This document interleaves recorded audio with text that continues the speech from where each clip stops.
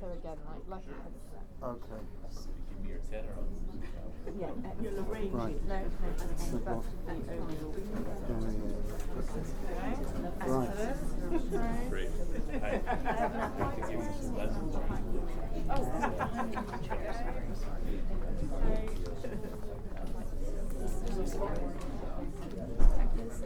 Ready to roll?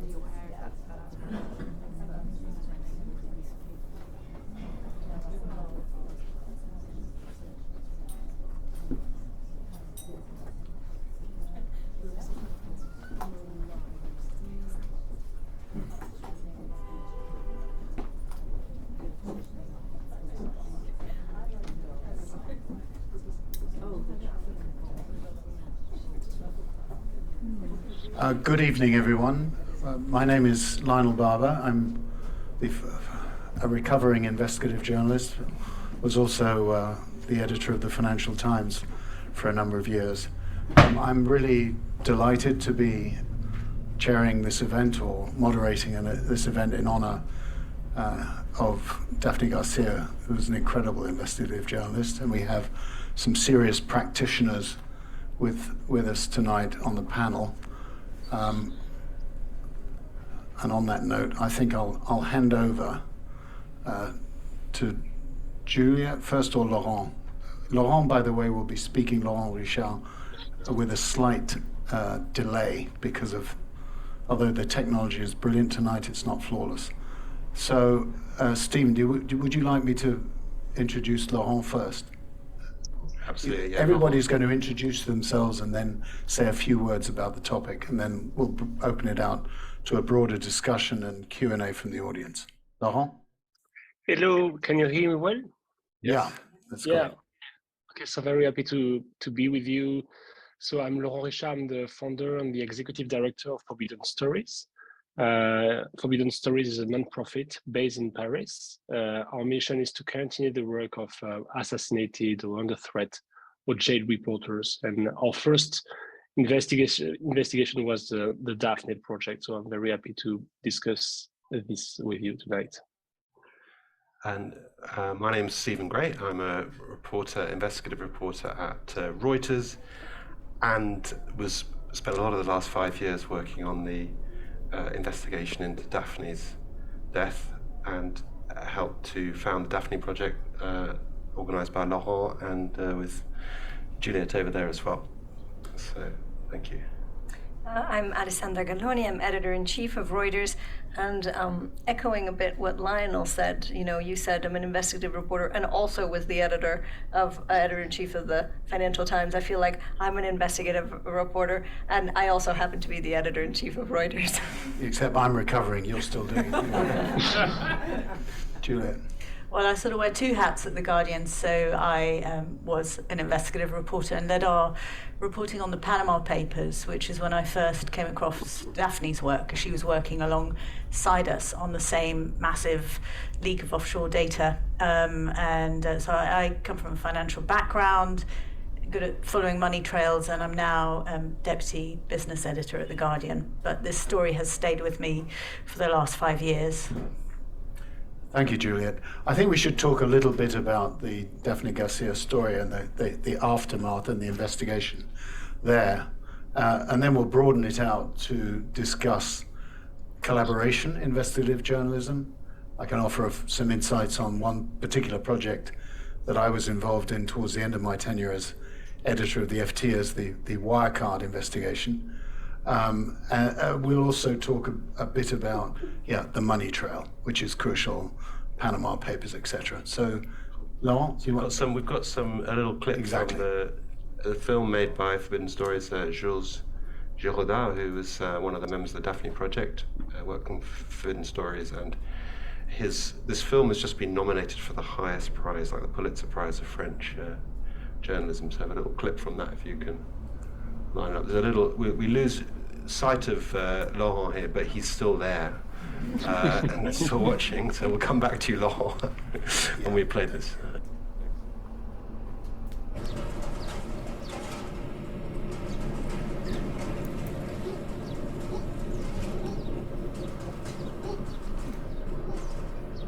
My mother just said, okay, now I'm really going, and I'll be back at about 5 p.m. I said bye. I heard her walking away. I pressed resume, I remember, on the laptop to continue playing the music I was listening to. And then I heard an explosion, and I knew it was a car bomb straight away. Malta, the 16th of October 2017. Journalist Daphne Caruana Galizia is killed in a car bomb attack.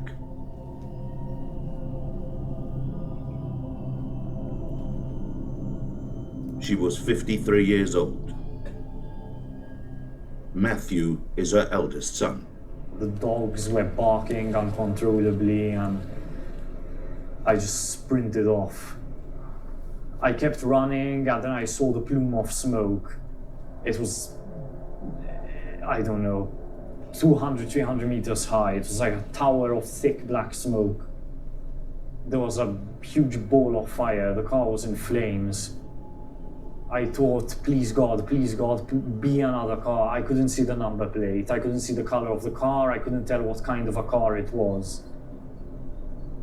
I saw the logo of Peugeot, and at that moment I thought, shit. It was just awful. The sound of the horn blaring, it just wouldn't stop.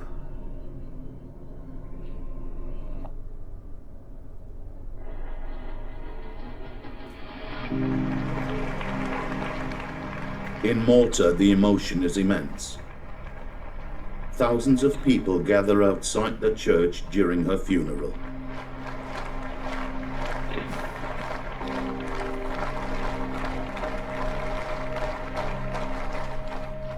This is the first time that a journalist has been killed in a car bomb attack in the European Union. In Strasbourg, the President of the European Parliament welcomes Daphne Caruana Galizia's husband and sons, Matthew, Paul, and Andrew.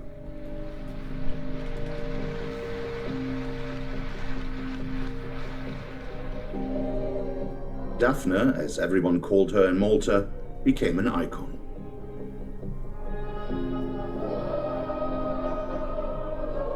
In her blog-running commentary, she had reported on Maltese political life. This blog had overtaken all the traditional newspapers in the country. It was read by more than 300,000 of the 400,000 people living on the island. When I was circling the car, I just thought, those bastards. She was obviously killed because of something that she had written about. They just killed her. That was the only way.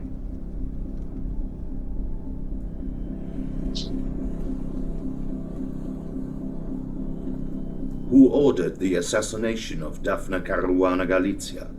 Why did they want to silence her? What disturbing investigations was she working on?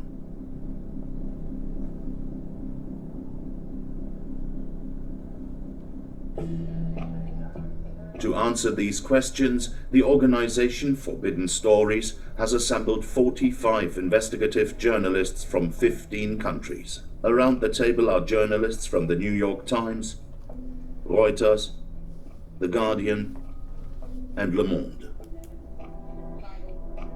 The mission of Forbidden Stories is to continue the investigations of journalists who have been jailed or killed. Together, we have resumed Daphne's work right from where she had left it. You know, so you understand the way she operated. She was very aggressive. And that means that there are a lot of people who hated her. And the chief of police then said, at some point, Daphne is going to be assassinated. And I really hope I'm not in charge when that happens, because I would not know where to start. We've been given access to her sources, the content on her phone, and the confidential documents that she was working on at the time of her assassination. The internal files from the database is May 2017. And like I say, all the emails plus attachments, etc., is about 100,000 files. Daphne was carrying out dozens of investigations into corruption, tax evasion, and dirty money of certain high-level government officials.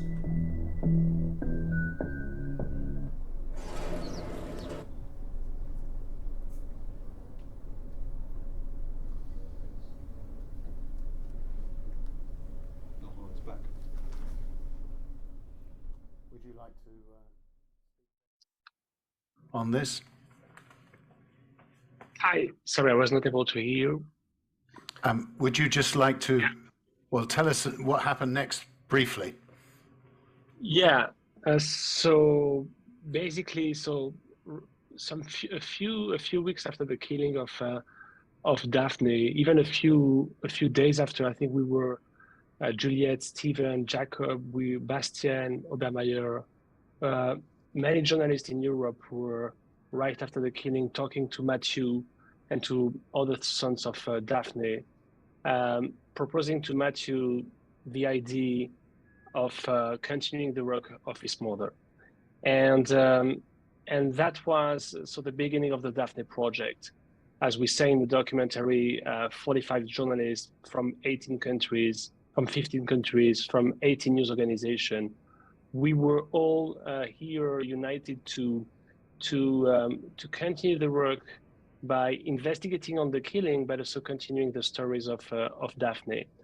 And so at Forbidden Stories, we are just journalists, and the thing is for us is to continue the work of assassinated reporters, because when we have a look for what kind of stories they have been killed, usually most of the time they have been killed for investigating stories that really matters, because they are investigating money laundering like Daphne did, because they were investigating corruption, human rights violation, drug trafficking, like many journalists are killed in Mexico currently.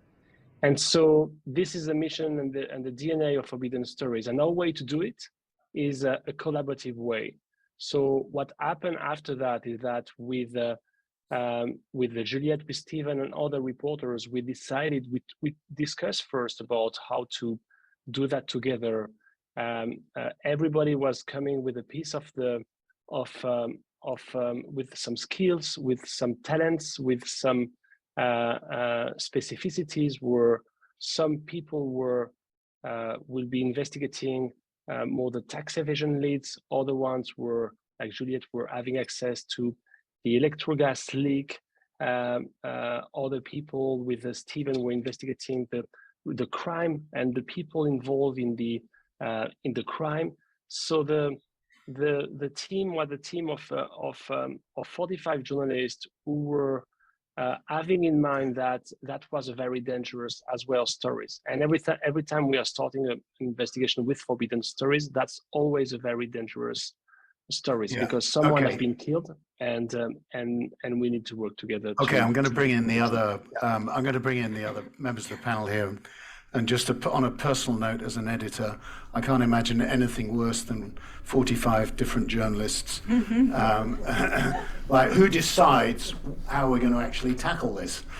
So, Juliet, can you just talk a little bit about that?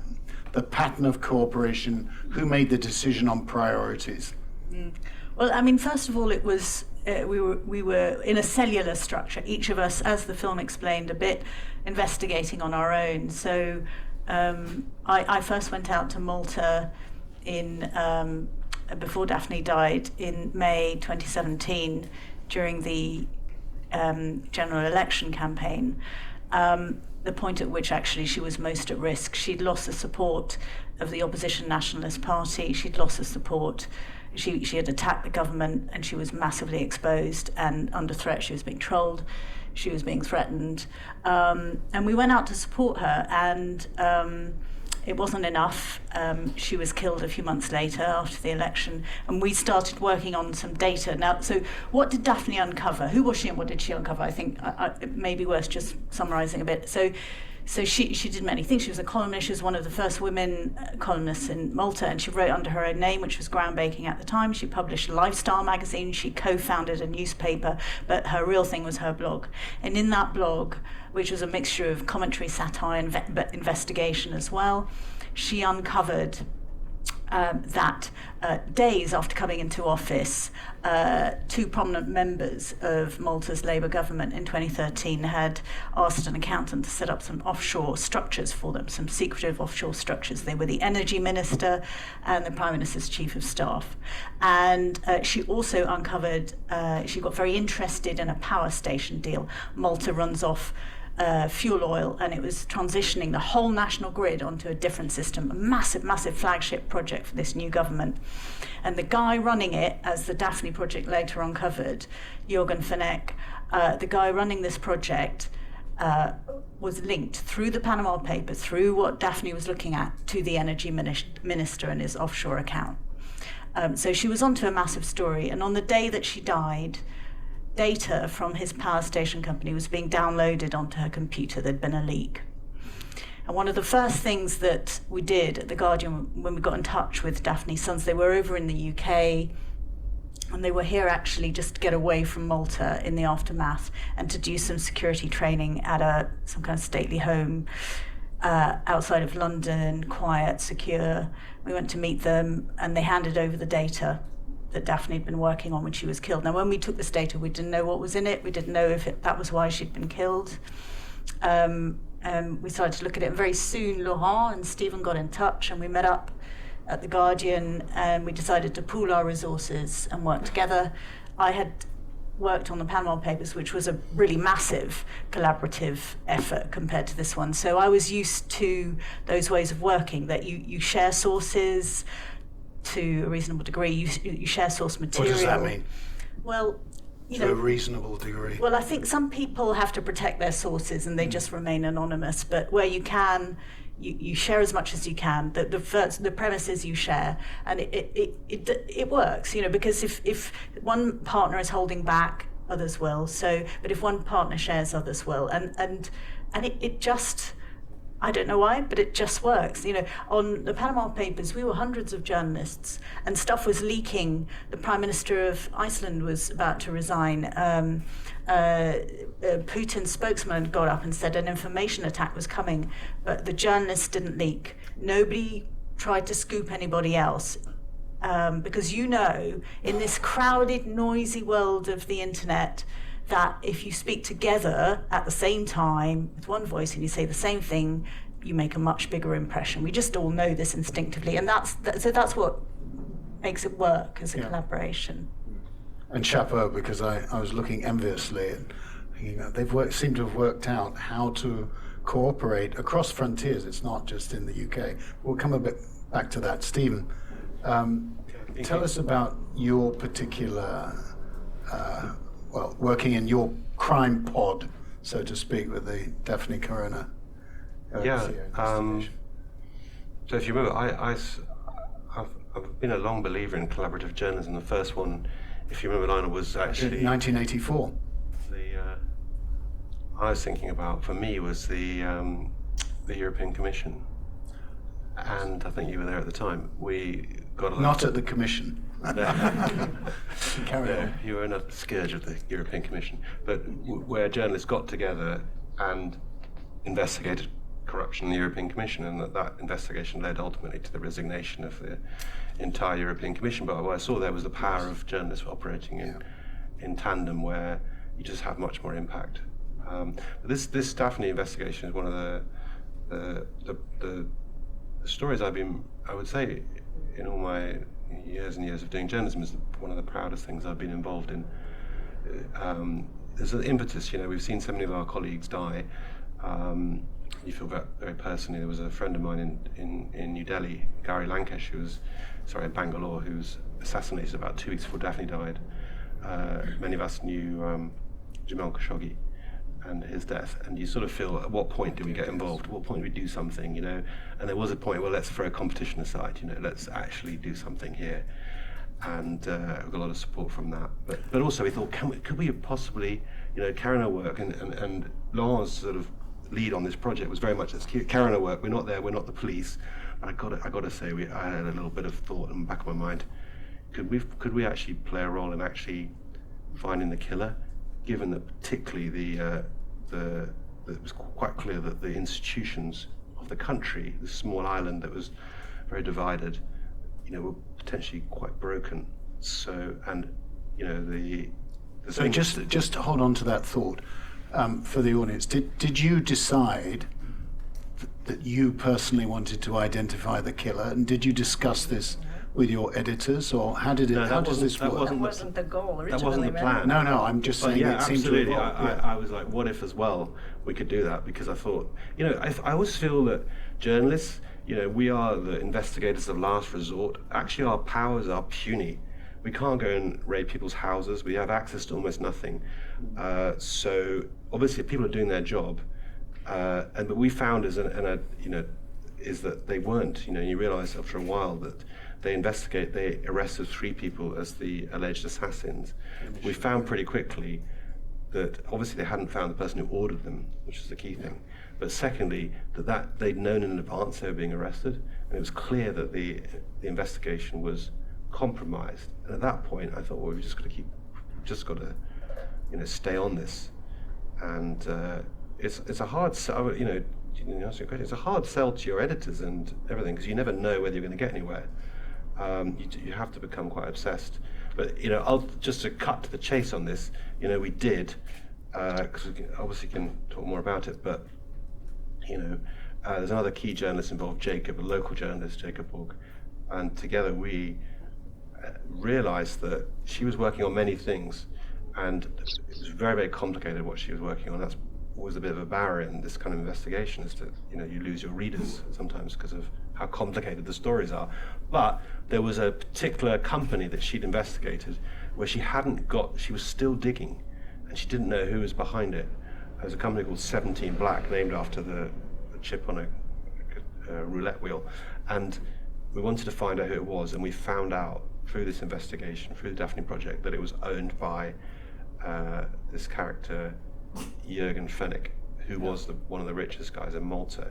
And when we heard that, we thought, well, he's probably the guy. And that's the person who was ultimately arrested. Again, just to wind back this movie, Juliet said something incredibly important earlier, which is that Daphne had an incredible database. I mean, she was just a blogger, but she got a massive amount of material, which is kind of, if you have that, you really have something to mine. You've got tons of leads. Isn't that really, it's the sine qua non, isn't it, if you're going to have a successful journalist investigation? It's a good excuse for a pile-on of investigative reporters, isn't it? And in the end, actually, most of this was shoe leather. It was money tracking. We started investigating a bank owned by an Iranian in Malta, where Daphne was saying that a lot of the Labour government had ties, and we were concerned that it was being used for money laundering. We were concerned that it was being used to circumvent the rules of the European Union by allowing people from Malta was selling passports at the time. Daphne had been investigating the golden passports trade in Malta, which made the Labour government very rich. They brought it in and solved their budget problems, and a lot of the money was coming in from citizens of Middle East and Russia who were getting multi-citizenship as a sort of life insurance. So we were doing a bit of that. Stephen was doing a lot of shoe leather. He was looking into the investigation itself. We were getting leaks out of the police through the Italian newspaper Repubblica about what the suspects were saying under interrogation. This is a combination of things, this story, right? It's got everything. It's in the crassest way, it's a fascinating murder mystery. The FBI came in. The way they caught the bombers was they tracked their mobile phone calls and their movements, and they were using burner phones, but they were stupidly carrying them along with them, their normal mobiles, so you could tell. Sounds like the Russians, actually. Very like the Russians. Yeah. So it had that. So we told that side of it, and you could sort of the anatomy of this killing. And then, you know, the reason the Guardian got involved was this was of importance to democracy, to European democracy. You know, Malta was allowing corruption, it was allowing corrupt people into the country through the golden visas, it was allowing political corruption, and that political corruption, which Daphne was investigating, ultimately led to her death. So you had the killing of a journalist, a political assassination on European soil in a member state, a country we all know. We like to go on holiday in Malta, you know, we Brits, and it was just very shocking. And it felt like this is a red line. And we were defending more than Maltese democracy. We were defending European democracy. We weren't just defending journalists.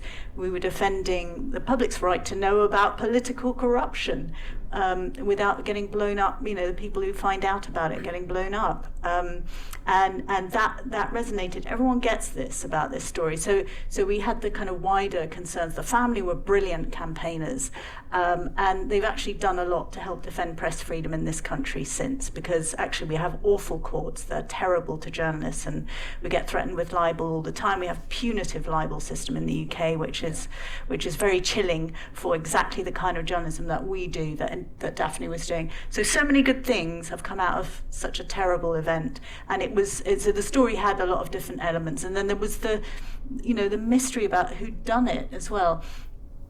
The irony is that, Stephen started out thinking, I don't know if we'll catch the killer, but we can definitely investigate the money laundering. Well, the only prosecutions that are taking place are for the murder. Nobody's been prosecuted for the money laundering that Daphne had uncovered, not in any serious way. Can I bring in Ali here as an editor?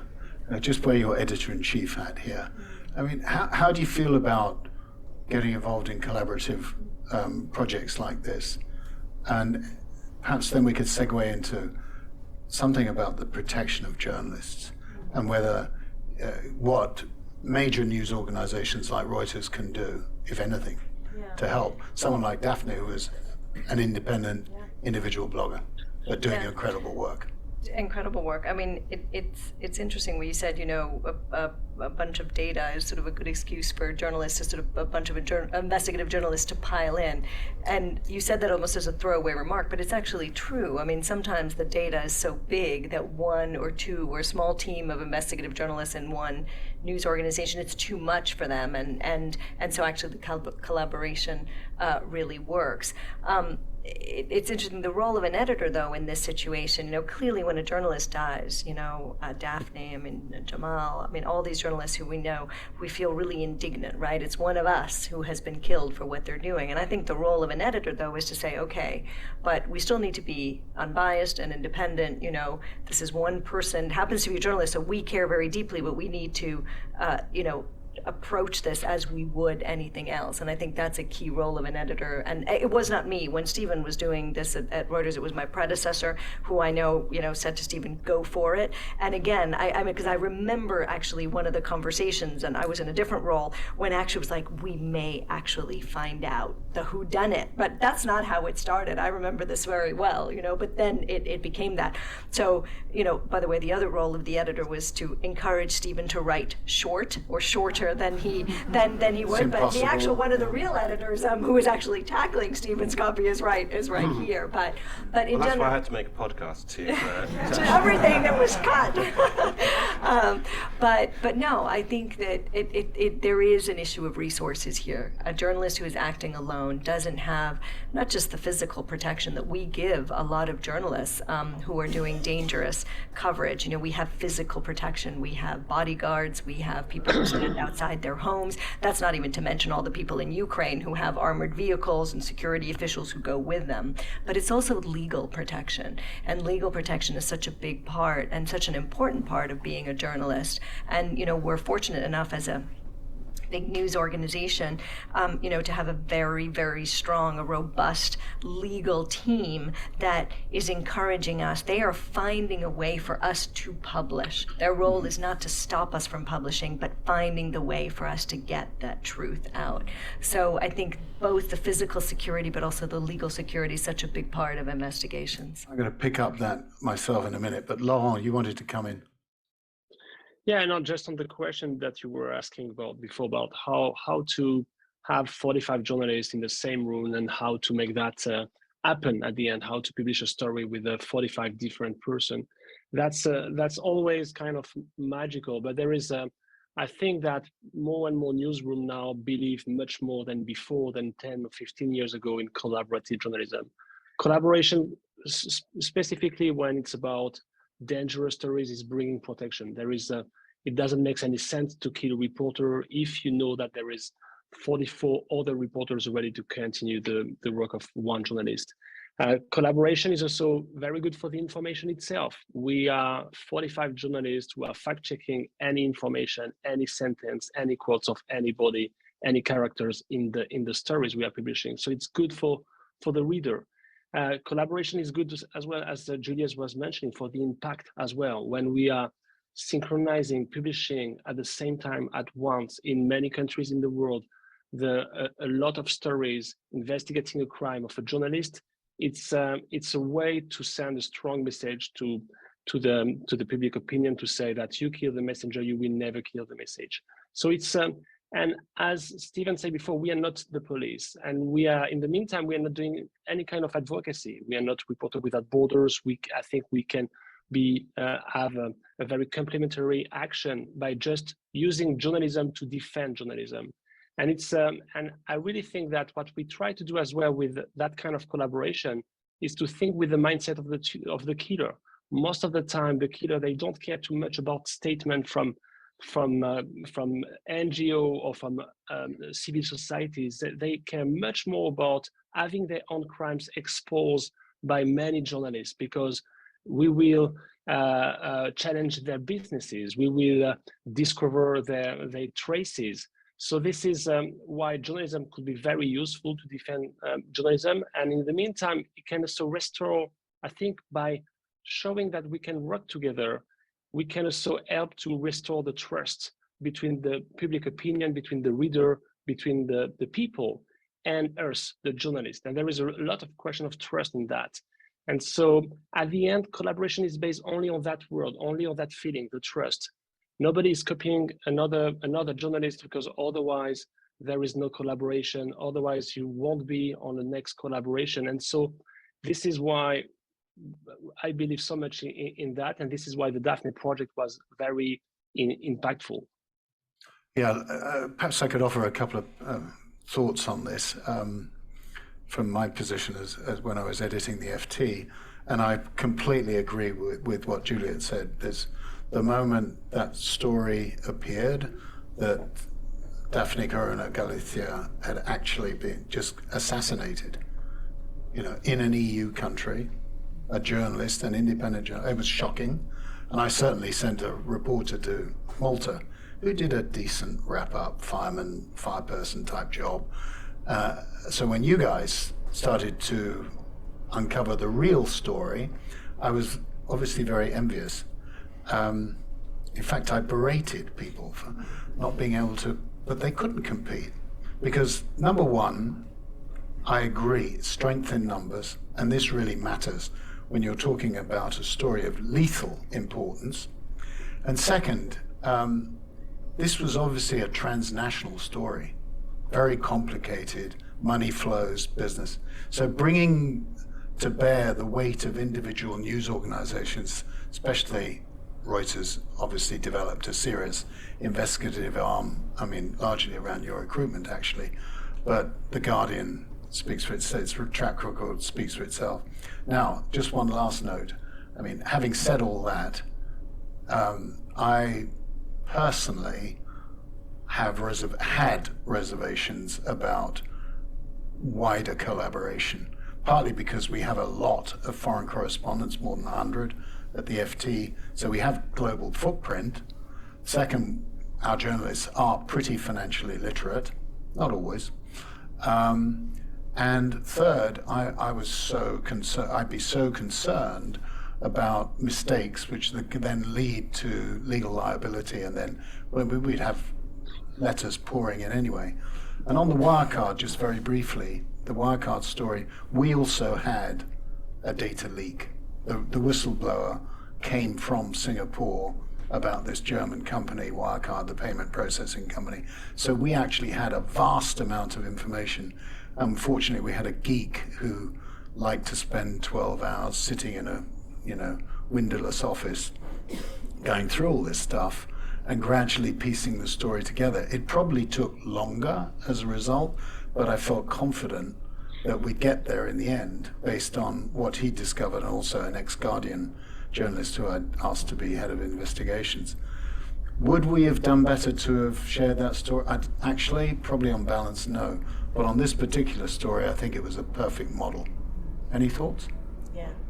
Yes, I mean, I think there are certain stories which can be managed within an organisation, but as you pointed out, when there's a lot of data to go through, it's overwhelming. Offshore is the ideal, the world of offshore is the ideal world for collaborative journalism, and Malta, because it is hidden, there's a lot of data, and you can't make sense of it unless you know the characters who are in the data, and that means understanding local politics and politicians. And I think that it can work in different ways. I mean, The Guardian recently worked with Laurent on a very interesting investigation generated from the work of Daphne Caruana Galizia, who's ex-FT, actually. Yes. Ex-Rome correspondent for The Guardian, now in Washington, and is a superb investigative journalist. She got very interested in spyware, and this Pegasus spyware in particular, and started writing on it. Laurent did a first project on that in Mexico, and then you guys got the big leak, and we saw the power of a lot of different foreign correspondents and a combination of media, from radio to film, which Laurent specialises in, to print, putting something out. And that, there was data there, but it was also a question of understanding local politics and political situations. So I think it can work in different formats, not for everything. But interestingly, on Pegasus, and then I'll do come in, that again was a story with a global footprint. I mean, for the people who are being spied on, for the governments from the Arab states like the UAE who are using the spyware. Then there's Israel, qua spy software capital of the world, to, it really is global. This isn't some kind of local thing. Anyway, Stephen. I just wanted to highlight some of the problems we're up against, which leads to some of these techniques, like collaboration. I mean, we're dealing with a globalized world where we're often investigating companies that have huge tentacles around the world, can move money, and create a network of companies in a day that will take a year for authorities to unpick.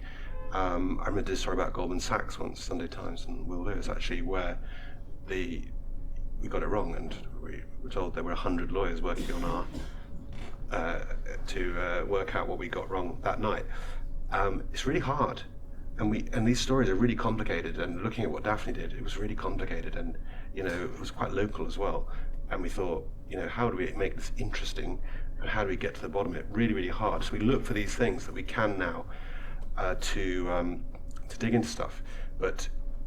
Worth pointing out, by the way, how expensive it is. Well, this is if you're up against 100 Goldman lawyers, I mean, we were, the bills. Are there any lawyers in the audience, by the way? Yeah, I was just worried about that. But yeah, I mean, so we look. This collaboration is an efficiency. We get all these people together. Exactly. I made a podcast which added more resources to spend another, a few months digging into things. It all helps to amplify the message, to tell it simply to get more of an audience. Because we write these really long pieces that only have a certain audience. We're looking for new ways to get that message out, and the podcast is one, because we have to innovate in the face of real difficulties. And just to understand the difficulties we're under, we were just trying to find who owned a company. It took us more than 6 months. There was a reporter in Dubai who finally cracked Tom Arnold. Just explain that, though, to the audience. Why does it take so long to figure out who owns a company? Well, you'll read anti-money laundering treaties, and they say that the owner of a company that who's given the privilege of limited liability doesn't have to pay their debts. It is supposed to be easy to get, but actually people can register companies in all kinds of jurisdictions, and funny enough, UK has been one of them, where it's really easy to hide who's really behind it. So that's why this sort of hunt for who owns 17 Black became this big mission, but it shouldn't have taken, I had to explain to, we didn't really know whether it would turn out to be significant. That's the thing, we have to take these hunches, and you have to explain to your editor, I'm still digging into who owns this company, and it might be significant, It's wildcatting. Or not, or may exactly. never emerge. So I would Maybe say that nothing. investigators, you've got to have the ability to fail. You've got to have the ability to go down a rabbit hole and still keep your job when it turns out that there's nothing there. But the other thing is, when you look at how we got the information, and there'll be some really key human people, sources who've given us real keys, pieces of information along the way. And I think back, there's a real irony in what we do, because there isn't any whistleblower protection in almost any country of the world, not here, not all over the place. And you realize that we are all about people breaking the rules, but the people who give us the information very often have to break their own rules, whether it's banking, secrecy of accounting, all that sort of stuff. They put themselves in huge jeopardy to give us those facts. But a lot of these stories, behind them, hidden away, is someone who's having to break the rules to expose their wrongdoing. Before we open to the audience, perhaps either Laurent or Juliet could talk about how you protect sources in such a sensitive investigation. Just on the collaboration rules, what we ask from the partners is the mindset is to sharing everything you are doing, updating the platform that we are using, so we can all the 50 or 80 reporters can be on the same page. Of course, there is some different standards and policy within newspapers.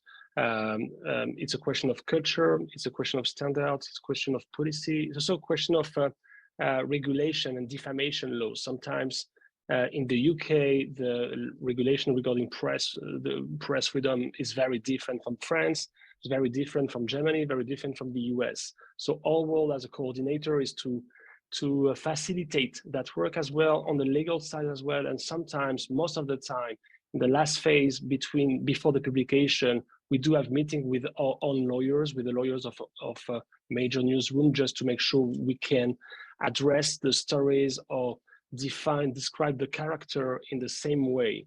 And that could be sometimes problematic. There is always issues with collaboration, especially with source protection as well. What we ask, of course, to the partners is that they come with some sources, but and some with data. Of course, we ask them to share as much as they can about the sources, as much as they can about where the data is coming from. Of course, sometimes for security reasons, we can not know everything, but at least we have a conversation with editors, with the journalists from all the newspapers.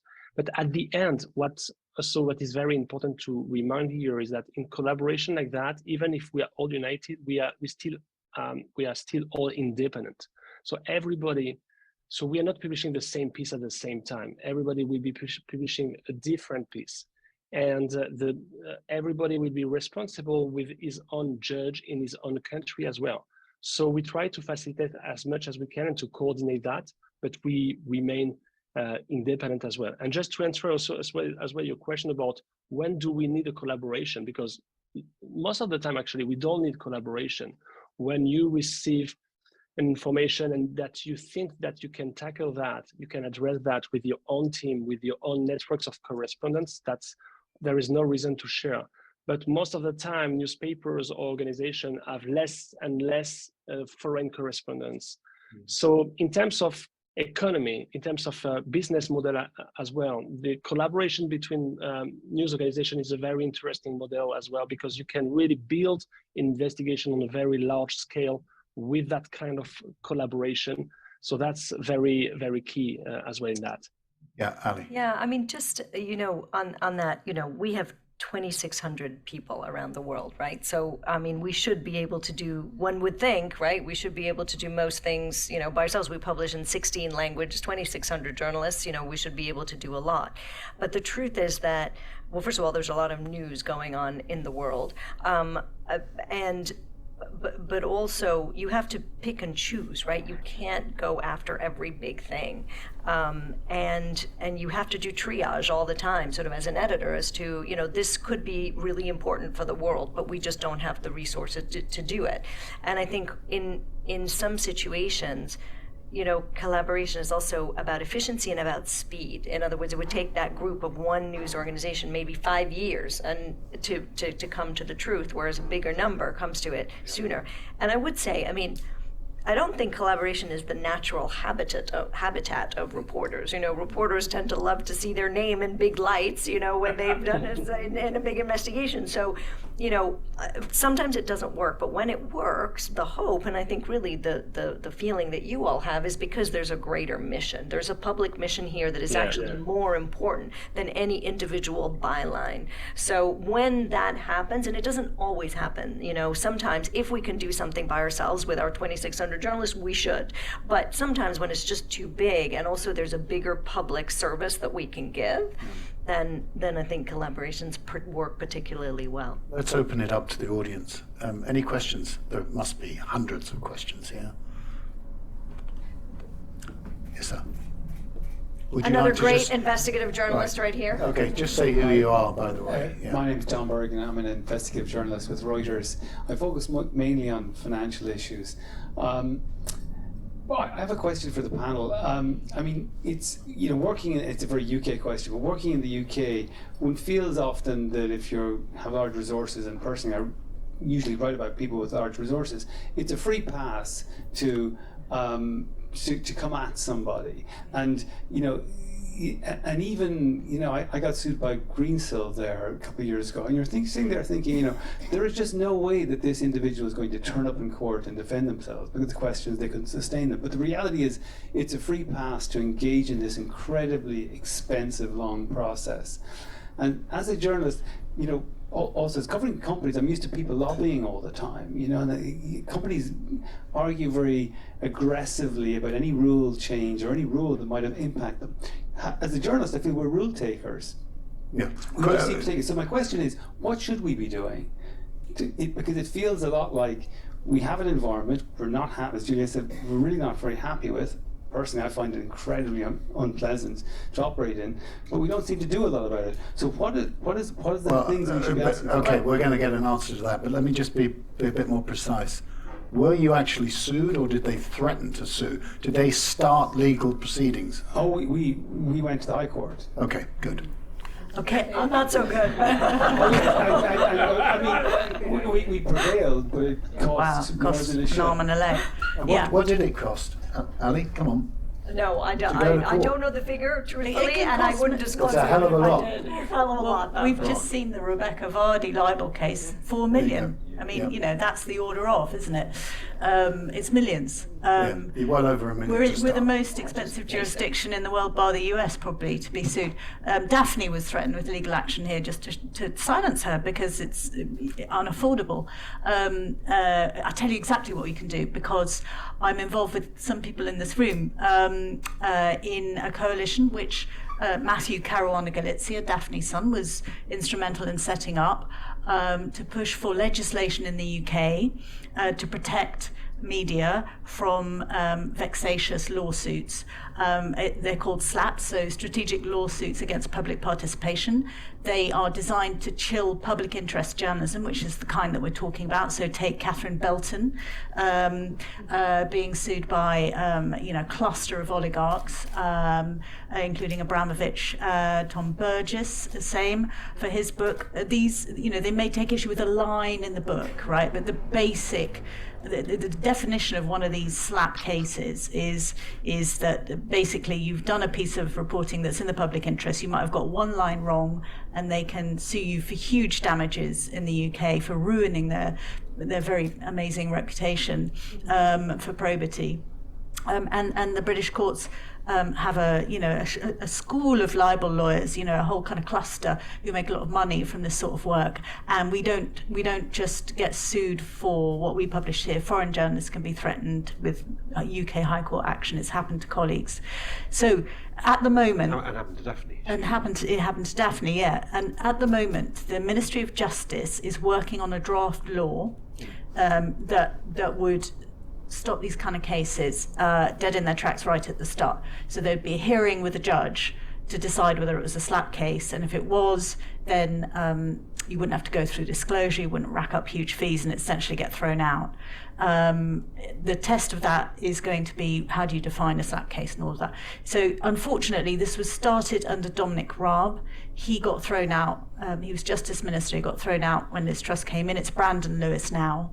If anybody has the word of their editor right now, brief them. Look it up, UK Anti-SLAP Coalition. The law is being drafted. There's a team of 5 or 6 civil servants working on it right now. It has to be a strong law. It has to get voted on in Parliament, and we have to be arguing for it as reporters. We've got a window right now because of what happened in Ukraine. All of the people who got stuck on the sanctions list from Russia were the most active in threatening British newspapers. All the oligarchs were among the most threatening, and the most active in threatening British reporters, Abramovich, people like that. They can no longer get British libel firms to work for them. And the press have been emboldened to start writing on this kind of intimidation. We're going public with it. So in The Guardian, we've been writing about cases as they arise. We're not hiding it. We're not ashamed of it anymore. It's a problem, and we need to talk about it. And we need to legislate for it. So that's, I think, what we can do. This one is very clear, the slap. But what's happening in many countries is that journalists are being taken to court for things that have nothing to do with their journalism. So for tax evasion, alleged tax evasion, hooliganism, drugs, things that are basically fabricated but that have nothing to do with what they're covering. And that's very difficult because it's sort of taken out of the realm of media, but that is happening increasingly in many countries. It's important to note that Tom and Catherine actually got a pretty decent verdict in the end.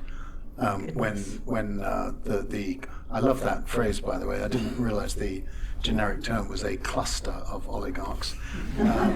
Thank you, Juliet.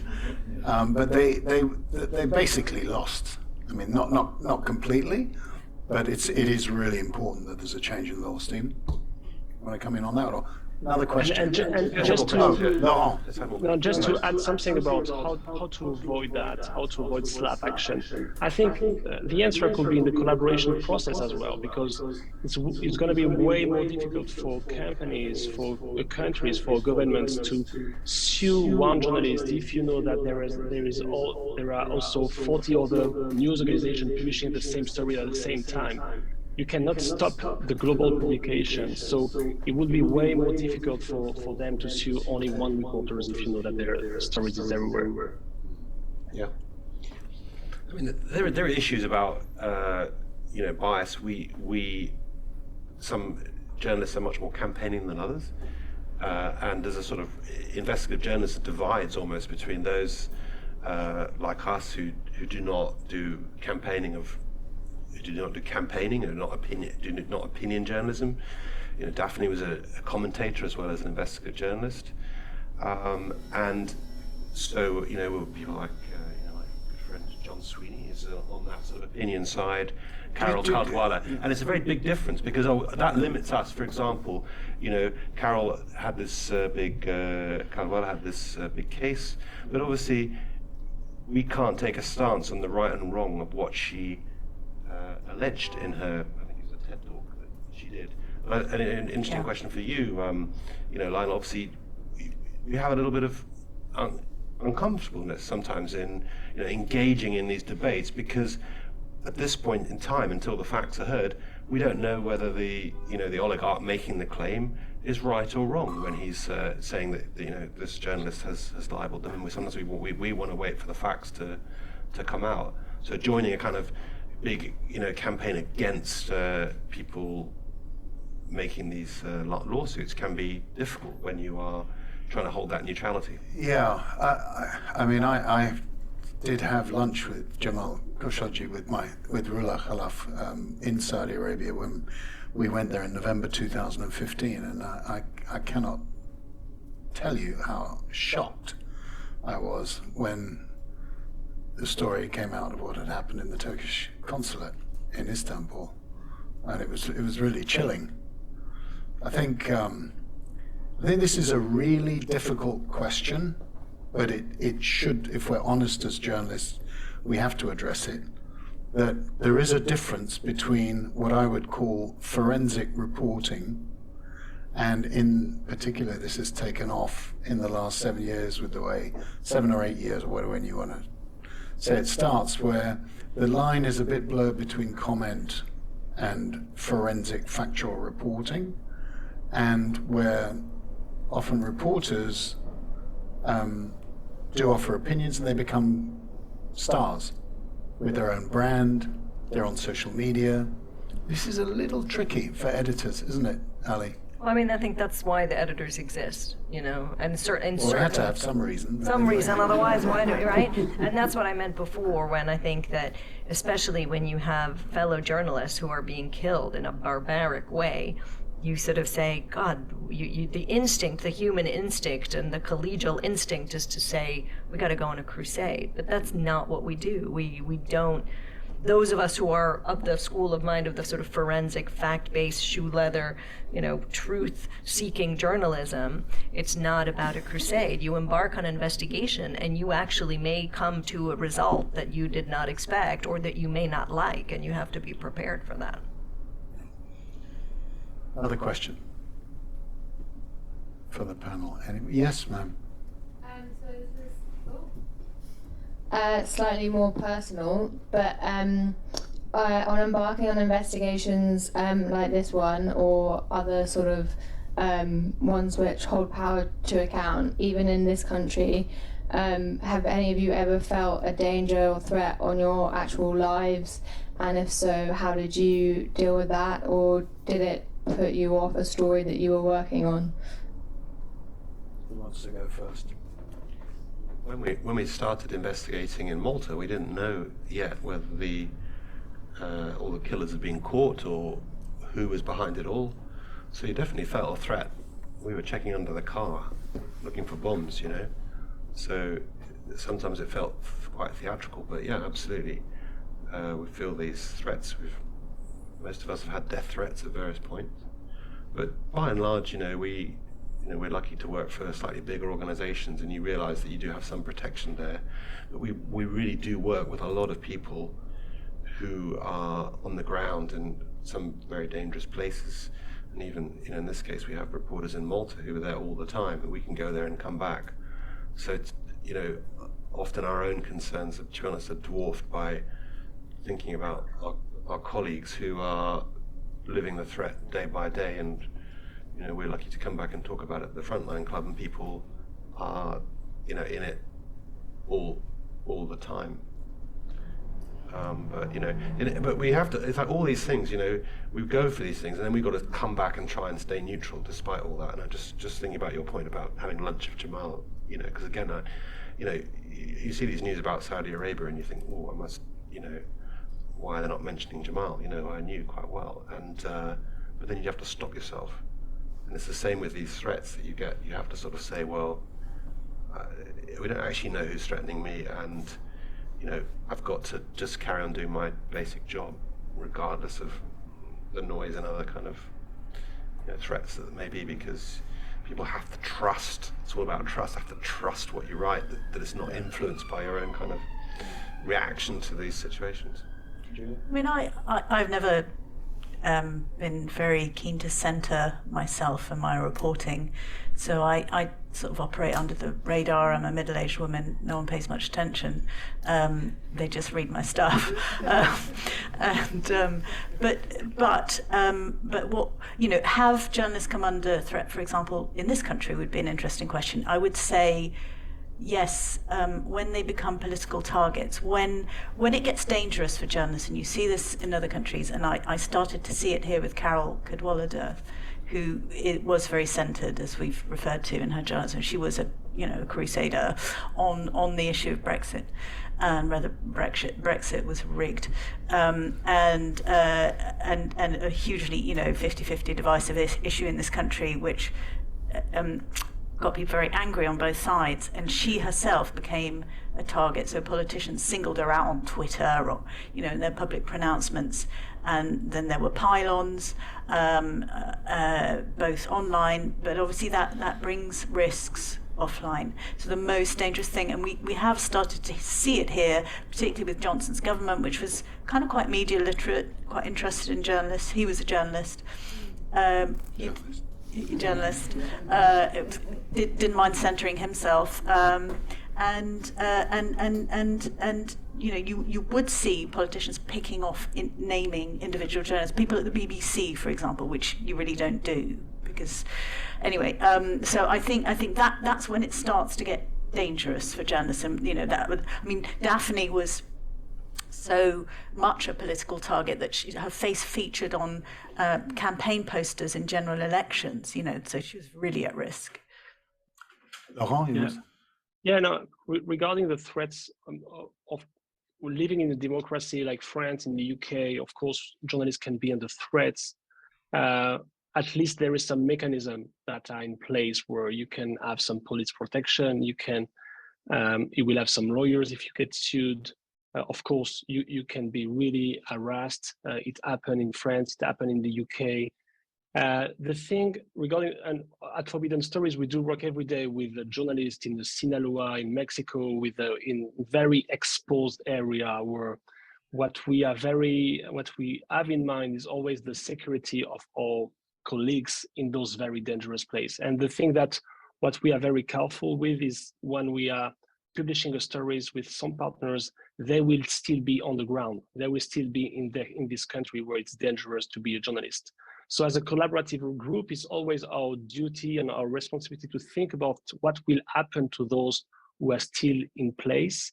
And as well, regarding the threats, we were coordinating the Pegasus project, revealing a massive system of surveillance against many journalists, dissidents, lawyers, some head of states, of course. But where we have to be very careful with the journalists is the protection of our sources. Most of the time, when you are surveilled, people want to know who is talking to you, and it happened many times that your source will be blackmailed. Your source will lose his job or her job. Your source might be killed, and maybe you will know that months after. So the question of the protection of the journal of access to information is really related to the source protection issues, and this is what we have a lot to do, especially regarding the law and the regulation about how to protect source and how to make sure that a journalist can really preserve the confidentiality of the relationship with the source. Ali? Yeah, I was just to say that the ability to threaten journalists is greater and greater as time goes by. So that social media, which has been great for all of us in many ways, and certainly have given us a better understanding of the world and of conflicts and of many issues, has also been a platform to attack journalists. And this is not just in countries that maybe you would expect, but for example, in the US, two of our journalists who have been working for more than a year on an investigation into basically the thwarting of democracy or the democratic process in the US through threatening election officials in various states and counties. Those reporters have come under extreme threat from the people that they have interviewed, who just frankly, are so steeped in conspiracy theory that, Trump was robbed the election, that they have been threatening the journalists who have been asking, questions, that a journalist would normally ask. And this is in the United States. Yeah. Well, on a personal note, I've been escorted under AK-47 surveillance with bodyguards with no neck in Kazakhstan to dinner, which I do remember. And then my office was under surveillance during Wirecard. It was actually quite sophisticated device. And the reporters were definitely being observed, surveilled, followed by ex-Secret Service people here who were just taking a load of money from these Austrians at Wirecard. But I don't know whether Catherine Belton's here tonight, is she?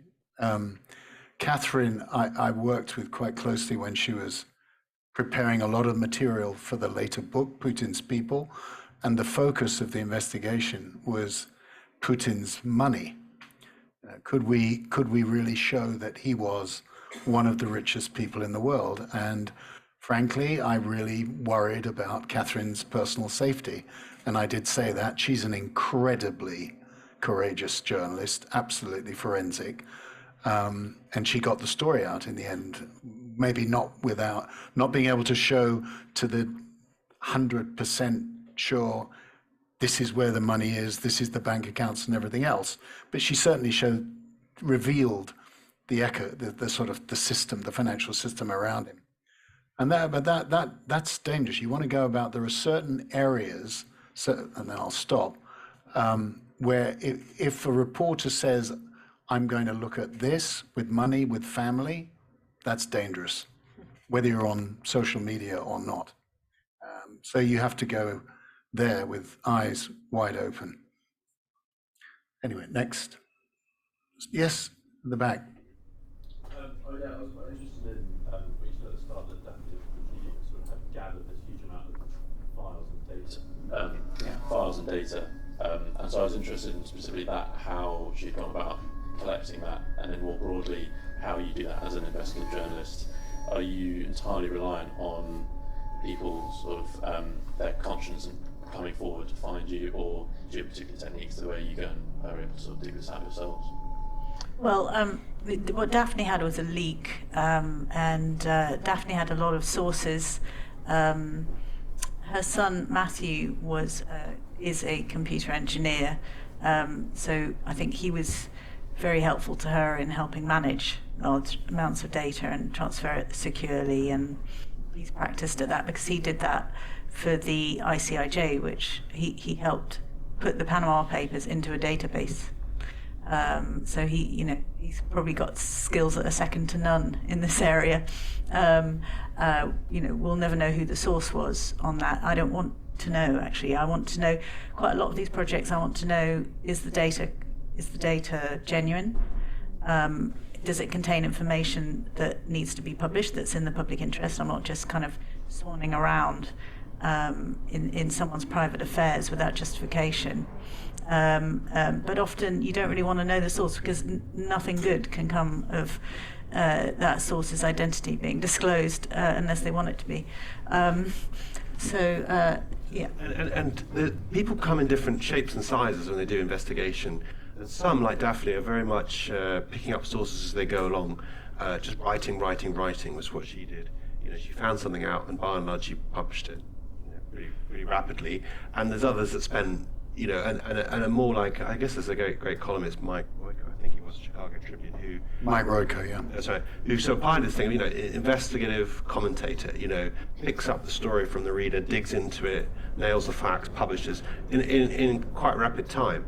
And Daphne was more on that kind of school, as opposed to others, have to just go away and squirrel away for months and come back with stuff, and maybe not sort of commentators. They have different styles, and so she was much more of she put herself out there, became the most popular sort of reading platform, I think, on the whole island. There was a time when some of the things she did. There was one about the economy minister visiting a brothel while working for the EU Council of Ministers in Germany. That got more views than the population of Malta. She live blogged it, didn't she? She live blogged. He was still there. She had a source in the brothel who was telling her what was happening. Oh, he's got a tattoo of Che Guevara. He's in his the name sauna. is Chris Cardone. He denies he was there. The point about that is you put yourself out there, and people get social media following it, that sort of thing, and then lots of people contact you. And there's other ways of doing it, where you go out and actually ask the questions and find people, go and try and answer questions. So that was her style. As Juliet said, Daphne and also her sons, and Matthew was a great help to her as well as another investigative reporter who helped her with some of these big leaks and the computer side of things. Juliet, you said something. Oh, I'm sorry. I was going to say you said something really important, which is I'm not just going to go dig into the personal affairs of someone for the hell of it, right? And I think that's really important. Is that just because we find out something new doesn't mean it's newsworthy. And I think the why you are doing an investigation is especially at the beginning is as important as the what. Why are we embarking upon this? We are not, just out there for gossip. And I think that's a really important part of the whole investigative process. I would just echo what Juliet said about the protection of sources. On the Wirecard story, for example, I never asked for the name of the source. I did want to know where it was coming from, but I certainly didn't want to know the name. And I think it was probably only 3 people knew. So you really need to seal that off, because if it gets out, the whole thing's over. Yes. I'm not sure if this is a bit off topic, but I was wondering, where do you stand in terms of, we're talking about a lot of murky data, but classified data. Julian Assange, we don't know, maybe is going to be extradited back to the States soon. It might be a bit off topic, but people are saying that will be an attack on the First Amendment and very problematic for investigative journalists who are researching military data or government data. And I was just wondering what your opinions on that were. Yeah. Julian, first of all, I'd say that I believe Julian Assange was a journalist, not a reporter. He was a publisher. He published information. It was of huge public value, what he did. I worked on a few of those stories, including the leaks of Iraq files, military files, and then Afghanistan files. If it happened all the time, it would be a disaster for government. But for once in a while, to release those innermost secrets were really important. And I do think that we don't, because it's uncomfortable, because of who he was someone who basically pissed off everybody who got to know him. Including his editors. And what editors? That was the problem. There was no editor. That was the problem. There was no editor, and it had this and has this, immense ego that sort of lost him a lot of people along the way, including the Guardian, who made a great deal of use of him. And I feel bad that we have not done enough as journalists to. And it's one of these problems we have as neutral journalists, uncomfortable with campaigning, is that we don't do enough sometimes to make a stand against that kind of thing, because regardless of his involvement in hacking or whatever, the fact is that he did, I think, perform a great public service. And absolutely there are times when we need to publish classified information because it can be classified for the wrong reasons, and classification in wartime is just routine. Doesn't mean it generally needs to be released. It can't be released afterwards. But I don't believe, unlike Julian Assange, who was essentially something of an anarchist, I do not agree that in public dumping data without checks and verifications and looking for the safety of the sources involved, and I think that there was a greater good ultimately in what he did, but I don't have his view, because I have published quite a lot of classified information over the years, but I think that we've shown the public value in it. Most of what I did was exposing torture, and I felt that torturing people was wrong, and we needed, regardless of whether it exposed some classified missions, it was absolutely needed. But there's no simple answer. It's obviously, many sensible people in the security community will say, well, how the hell can you just know what's secret, what isn't? The reality is we just have to make a judgment and talk to wise counsel, and that's where you definitely need editors, just to be other people who've been around a while, you can talk about these things to and make a good decision about, because it's really hard, because you can publish stuff that really will put people in danger. And not so much countries I'm worried about, but the actual people that you can put in danger with publishing of classified information. But there's plenty of stuff that's classified that is either not justified in its classification or was justified at the time, but right now can be put out. Juliet? Snowden. Which is, in a way, much bigger than yeah. test than actually Assange. Well, potentially putting lives of operatives at risk. So, a lot of people, I think, were recalled when the leak happened from various postings. And we had to be very, very careful. Not least, in this case, the whistleblower did, obviously, he was front and center from very early on and has suffered for it. In terms of security, that was a very secure project. The data was kept outside of the UK because of our punitive libel laws, and it was the kind of risk to information being seized here. It was kept in the US because of the protections of the First Amendment. The Guardian and its partners had to be very judicious in what they chose to publish and what they didn't. And they ran everything, I know, our security editor at the time ran everything past MI6, MI5, in outline before we published, because they needed a heads up in case they needed to take protective measures. So I think, I wouldn't necessarily do that on every story, but they knew they had to be very careful with those stories. But I always think about, obviously we were under huge pressure at one point. Jeremy Hayward, who was head of the civil service, came in with a guy from one of the security services, had a look at our security arrangements and insisted on the deputy editor symbolically destroying a hard drive with an angle grinder to say that we'd got rid of the data. There was huge political pressure. It was all a piece of theatre to kind of try and stop it. And I keep thinking when I'm under much kind of smaller pressure in situations like that about there's a film of the Pentagon Papers which came out a few years ago starring Tom Hanks, and I think it's Aaron Sorkin who's the screenwriter. Anyway, there's this great line where his back is up against the wall. The editor of the Washington Post says, "The best way to protect the right to publish is to publish. We have to publish this story." And I think there are certain situations like that where no matter what the pressure, you have to make, you have to take a stand. You have to publish in the right way. Right. Yeah, look, I think in general it's good practice not to violate laws of the country you're living in, and I think that that's a practice that we always try to do. We try not to violate the law, but this is why we have general counsel. In general, there are many ways to publish information in the public interest and without actually violating the law.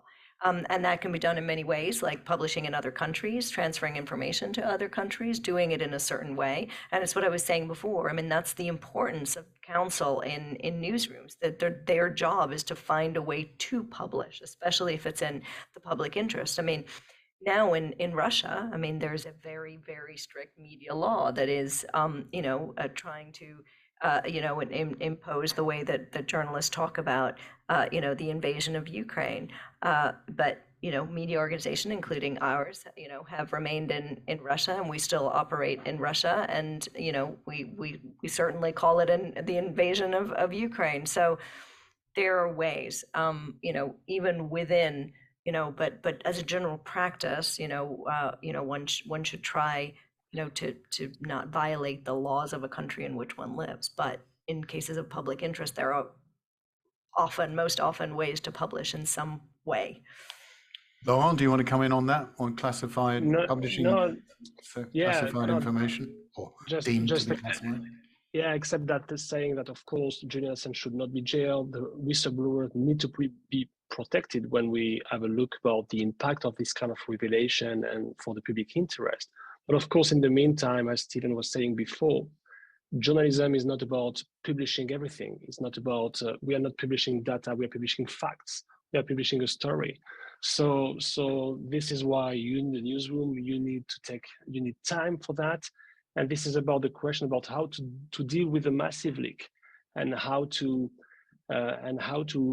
make some journalism based on that, and to choose and to make sure that you will be able to verify some facts. So for that, you need time and you need as well some methodology and sometimes some collaboration, international collaboration, to be able to address that correctly.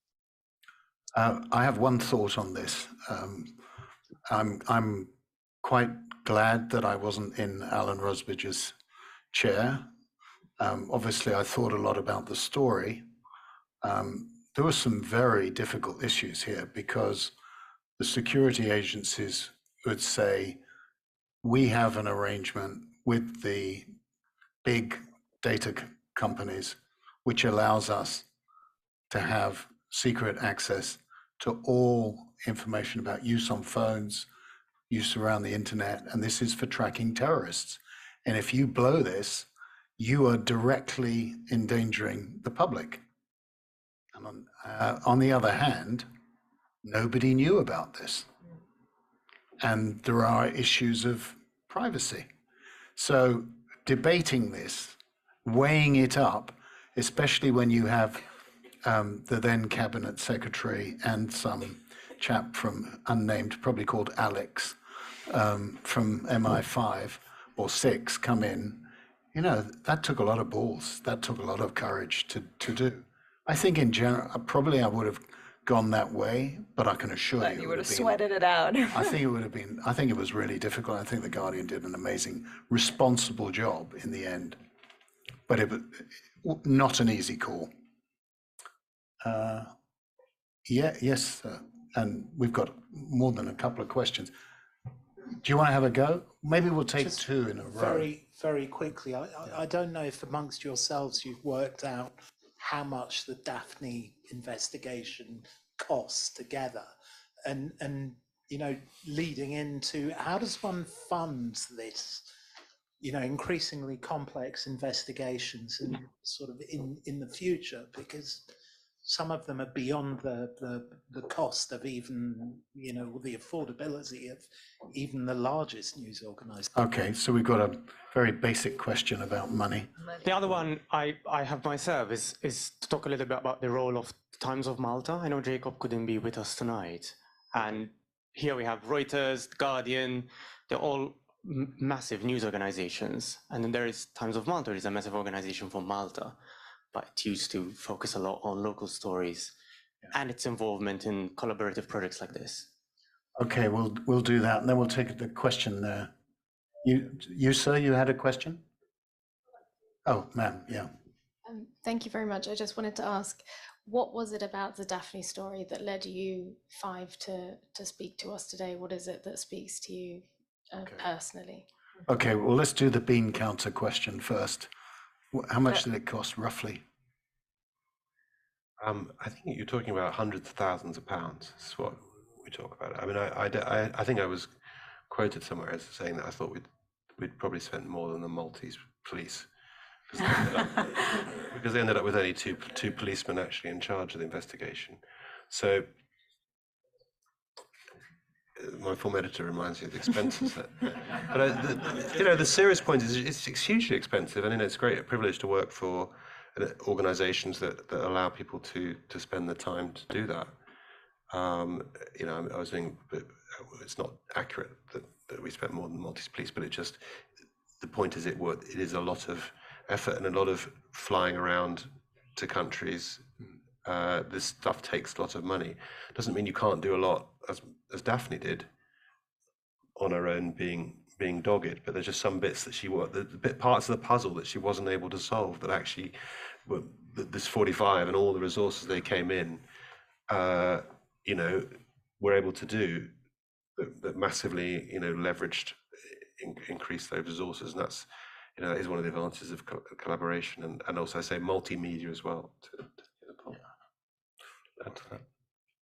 No, I mean, journalism, great journalism is expensive, and all kinds of great journalism expensive. Investigative journalism is expensive. Keeping people in Ukraine and protecting them is expensive.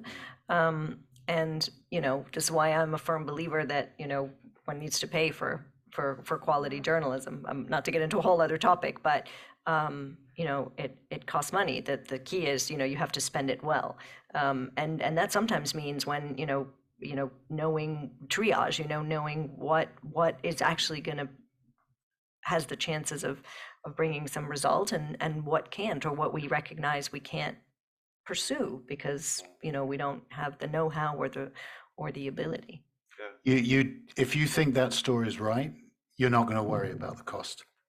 Seriously, you got to, and especially if you're in a larger organization, what you worry about is whether Stephen is getting all his shirts pressed and ironed every night in some posh hotel, right?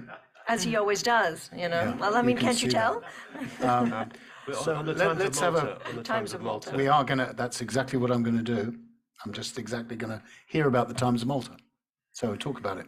That's exactly what I was going to do. There was incredible. I worked very, very closely for Jacob Borg, who was we were a kind of double act at the end. So kind of everything I did was sort of dependent on what he did. But I mean, Laurent, you might talk about that because you work all the time with locals. And I remember initially, the initial thing was, who do we trust in Malta? Because we were going cold and we didn't know much about Daphne initially, and much about who might have been a threat to her. Yeah. And the first question is, we didn't know who quite to turn to, right? No, on the Times of Malta, of course, there is no way to do such complex, dangerous project without someone with a very good knowledge and experience and independence as Jacob Borg from the Times of Malta. So there is no Daphne project without Jacob. We're working a lot with all the group on this project. On the resources and on the cost of all of that, I think, again, that kind of collaboration can really bring some resources that sometimes here, the Daphne project was not only about a collaboration between big players, big news organization. You were having some very small outlets as well who were participating, taking part into this project. And that's so the beauty of this kind of collaboration where each of us can share some resources with the other ones. The challenge is more about how to divide the work, how to choose the talents, how to create some team and sub-teams and subgroups, and to identify the leads to make sure there is no overlapping and that we are leading some in the good direction following different leads. But I think, again, as a business model, if we can say, that's a very promising one.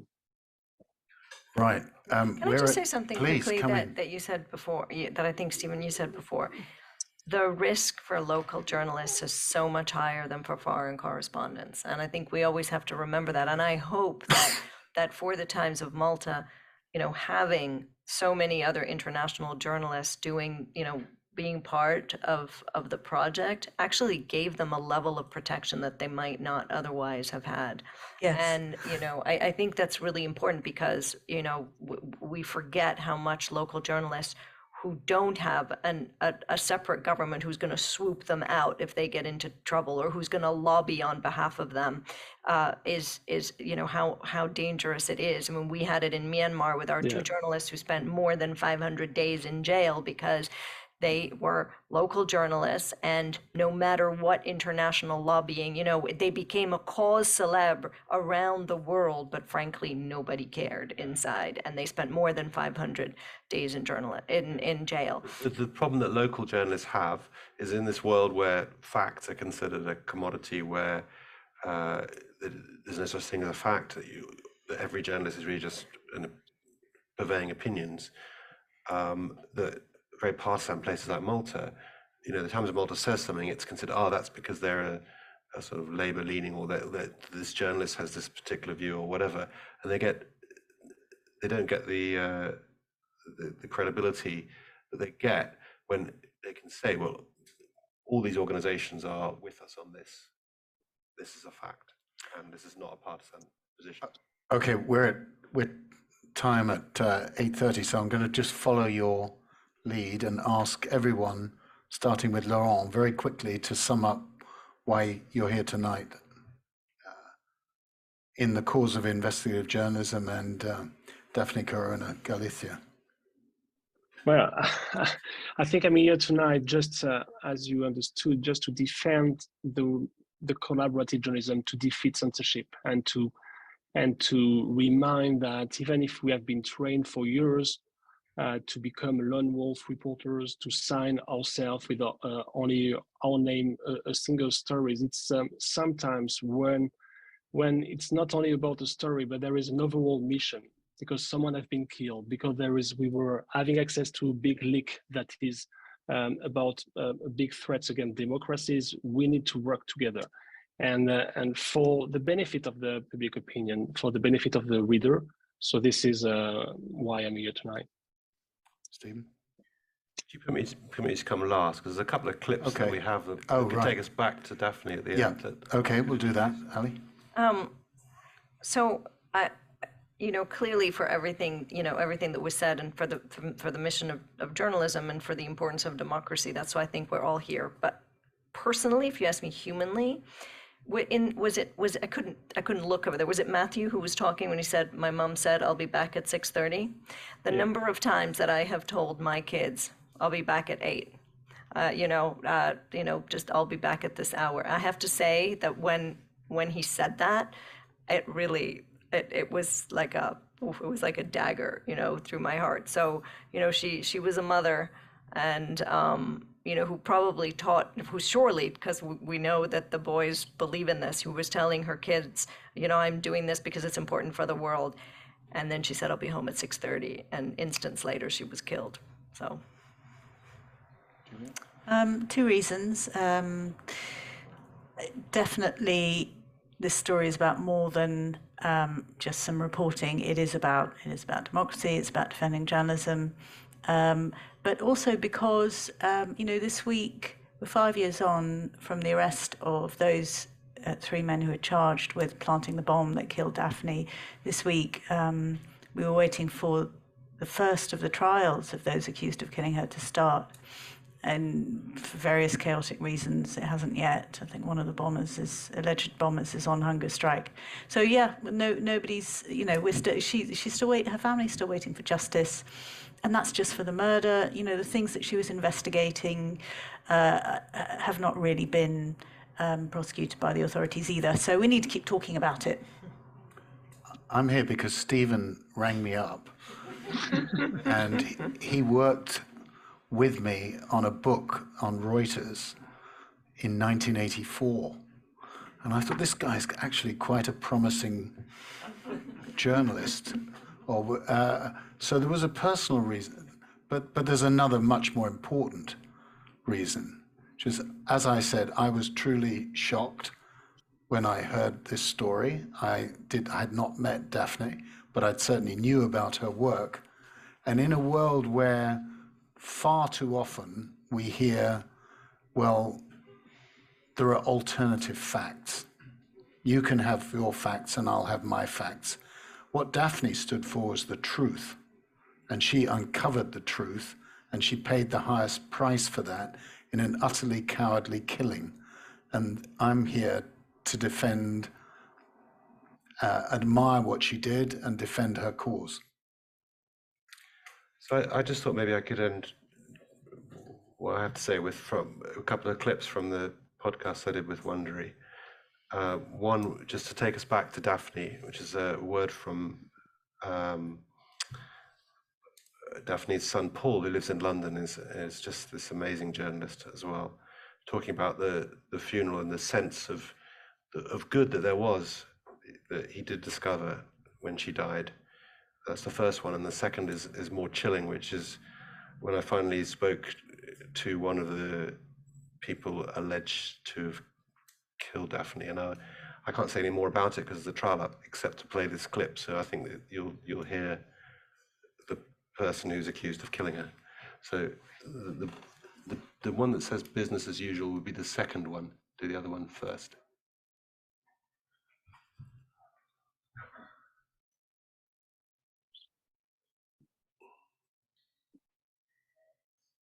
Bear with us, sorry.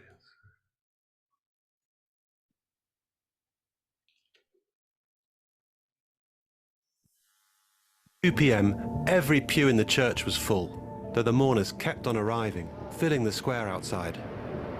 Thousands more spilled out into the streets beyond. I remember it being so quiet, so weirdly quiet. And just the strangeness, of this big square full of people dressed in black, total silence.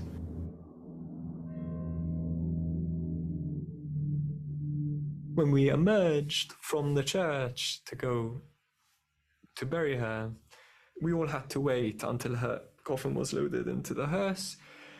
And again, everyone was completely silent. And we were just all standing there. People were coming up to my father and my brothers and me and just hugging us and kissing us. One woman grabbed Matthew's hands and pressed these silver devotional medals into them, you know, of a saint. And was just crying, you know, people were really crying. And it was strange because my brothers and I weren't, you know, we were just there. And weirdly, we were comforting them. But then, in one moment, one man just shouted out, "Ana rido justitia." So, justice, we want justice.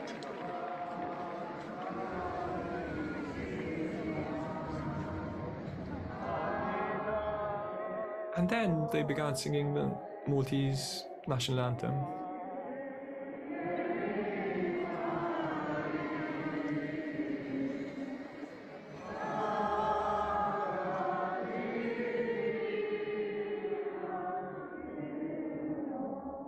Looking out through the windows of the funeral car, he began to see a different side to the country. Because in a way, you only saw the ugliness. You only saw the harassment, you only saw the abuse. You never saw the people writing to her privately. You never saw the people who would go to the house and offer her support. You know, it was crowded out by the ugliness. Paul began to realize there were people who cared about his mother, who cared about justice. But even if he had support, he had no idea how ugly things would get.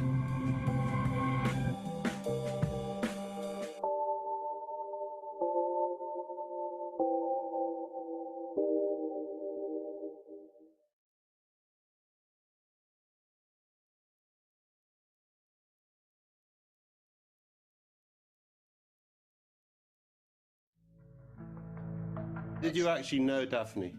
I mean, you know how big. You didn't know what a big. If I knew, I would have gone for 10 million, not 150,000. 150,000. So you were surprised by the reaction. Of course. Yeah. Of course. Of course. As he's speaking about the fee for the assassination, it hits me. What he's actually doing here.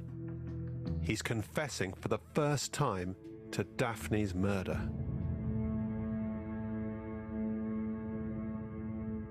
Do you feel sorry about anything? Of course I feel sorry. About what? About her, Yeah. Of course. Right. She was just an ordinary woman, right? That's it. Of course. Yeah. Just, I never met her in my life. I never even read about her or something. Yeah. Yeah.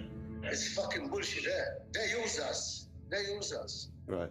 That's what they did. They use us. But it was just for you. It was just business, was it? For me, it just was business, Business as usual. Yeah. Yeah.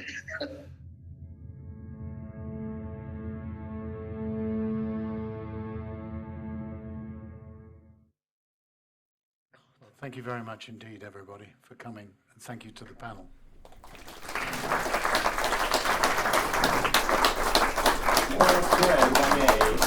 I'm currently director of the Daphne Festival, which started last Monday. Thank you, all of you who joined tonight and helping us mark the 5th anniversary, and Laurent, of course, who's not with us in person. You mentioned he's still there, probably, yes. You mentioned a lot anti-slaps, and the next event is on one of the next events is on Wednesday with Susan Cuftree from Foreign Policy and Caroline Keane, who's the founder of Wigan, and she represented HarperCollins, Catherine Belton and Tim Burgess. That is next Wednesday, so do go on our website and have a look in the next 2 weeks. And the bar and the restaurant downstairs are open, so we can continue chatting there. So thank you, and thanks to the Frontline Club for having us. Thank you.